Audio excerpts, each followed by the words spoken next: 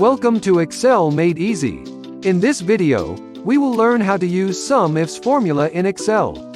Click on the subscribe and bell buttons below to get the latest video from Excel Made Easy. In the previous video, we've learned SUMIF formula. If you have missed the video, click on the link on top to watch and follow through. Let's learn an extension to SUMIF formula today. Let's learn how to sum up items based on multiple chosen criteria. Similar to SUMIF, the purpose of SUMIF's formula is also to sum up items when the criteria is met. But in this case, it will consider more than one criteria. Notice that there is an additional S word at the end of the formula. It is a plural word. What is the difference between the two formulas? Let's look at how it is written. SUMIF always starts with the criteria range, which is the area where you can find the criteria.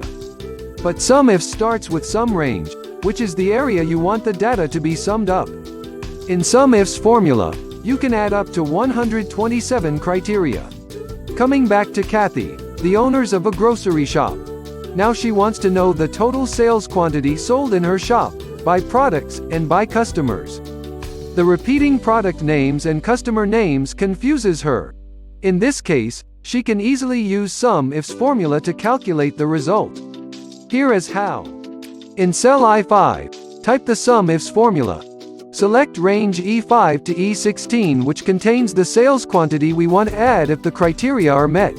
Then we select the first criteria range from cell C5 to C16, specifying the first criteria, of customer, Alice Green in cell G5. The second criteria range is from cell D5 to D16, with dark chocolate bar being the second criteria to meet in cell H5. Let's look at the formula. Kathy is happy. Let's do a quick recap. Step 1. Type the items to add when the criteria is met. Step 2 is to type the area that contains the criteria. Step 3 is the criteria or things to add up. Step 4.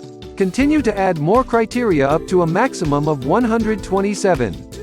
Well done, you've got it. Thanks for watching. Give me a like if you like this video. Don't forget to click on the subscribe and bell buttons below to get the easy and fast tips from Excel Made Easy.